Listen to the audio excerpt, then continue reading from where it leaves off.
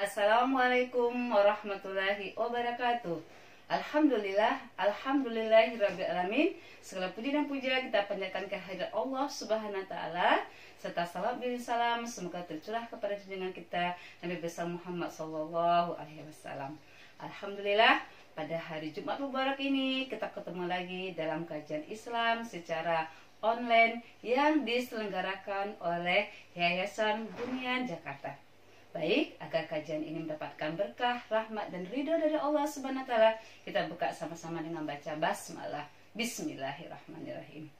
Adapun kajian tema kita pada hari Jumat Mubarak ini adalah jangan berlebihan, ya.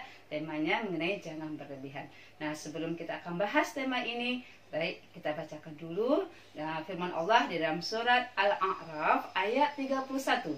Ya, surat Al-A'raf ini adalah surat yang ke-7 ayat ke-31. Saya bacakan dulu. A'udzubillahi minasyaitonirrajim. Bismillahirrahmanirrahim. Ya bani Adam khudhu zinatakum inda kulli masjidu wa kulu washrabu wa la tusrifu innahu la yuhibbul musrifin. Shadaqallahul adzim. Yang artinya, wahai anak cucu Adam, pakailah pakaianmu yang bagus pada setiap memasuki masjid. Makan dan minumlah, tetapi jangan berlebihan. Sesungguhnya Allah tidak menyukai orang-orang yang berlebih-lebihan. Ya, maha benar Allah dengan segala firman-Nya. Jadi dari ayat ini, dari surah Al-A'raf ayat 31 ini, kita dapat bisa ambil suatu pelajaran bahwa Allah tidak menyukai orang yang berlebih-lebihan. Jangan berlebih-lebihan. Nah, kita akan bahas hari ini, ya, apa yang tidak boleh berlebih-lebihan.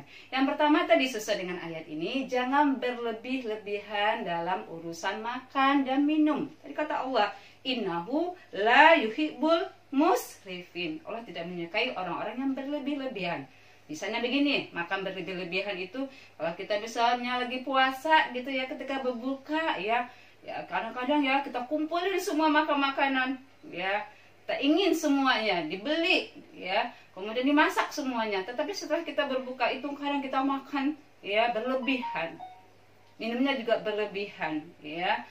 Karena apa? Kalau kita lihat Rasulullah SAW, ya, mengatakan jangan berlebihan dalam urusan makan dan minuman. Ada sepertiga untuk kita makan, ada sepertiga untuk kita minum, ada sepertiga untuk untuk napas kita, gitu ya kan. Jadi jangan semuanya untuk kita pakai, ya, buat makan. Akhirnya kita apa? Akhirnya kita nanti menimbulkan penyakit-penyakit yang akan membahayakan diri kita seperti diabetes, obesitas, ya. Oleh karena itu memang sesuai dengan syariat Allah, ya. Begitu juga nasihat Rasulullah, ya. Jangan berlebih-lebihan dalam urusan makan dan minuman, ya. Itu yang pertama. Kemudian juga jangan berlebih-lebihan dalam kita melaksanakan syariat agama. Maksudnya apa ini?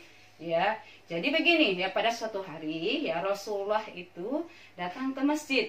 Ketika didatang sebuah masjid, di dalam masjid itu ada tali yang dijulur antara dua tiang. Ya, kemudian ditanya, ini tali apa? Ya, siapa yang melakukan ini? Yaitu Zainab. Kenapa dia melakukan hal ini? Ya, karena dia sepanjang malam sholat malam. Nah, ketika dia malam itu lelah, kecapean berdiri sampai sholat, dia akan memegang tali itu biar dia tidak jatuh. Nah, kemudian oleh Rasulullah tali tersebut dilepaskan. Karena apa? Karena berlebihan dalam agama, ketika kita sudah lelah, sudah capek, ketika sholat malam itu, ya segeralah tidur, ya. Jangan sampai dia memegang tali karena dia kelelahan untuk sholat malam. Masya Allah, ya. Itu suatu kisah. Ada lagi kisah yang lain yang masalah jangan berlebihan dalam masalah agama ini adalah ada 3 orang lelaki yang bertamu kepada Rasulullah. Karena beliau ini tahu Rasulullah adalah orang yang dijamin oleh Allah masuk surga, ya. Kemudian mereka mengira-ngira, aku, ya, lelaki pertama mengatakan, aku akan sholat sepanjang malam, tidak berhenti sepanjang malam sholat, tidak ada istirahat.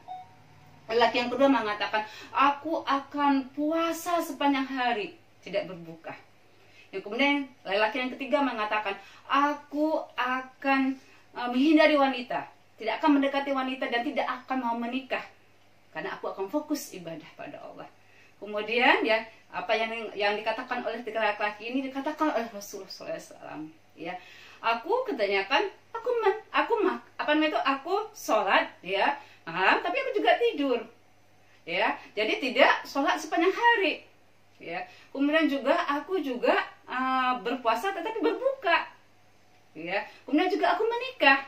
Nah, di situ ya contoh dari Rasulullah ya dalam hal agama. Rasulullah juga sholatnya tidak sepanjang malam, ya tetap ada waktu istirahat. Rasulullah juga ada waktunya untuk berpuasa dan berbuka. Jadi tidak dicontohkan kita puasa tapi tanpa berbuka, sholat tanpa ada istirahat. Ataupun tidak dicontohkan oleh Rasulullah, dia tidak mau menikahkan ibadah. Tapi kata Rasulullah, aku juga menikah.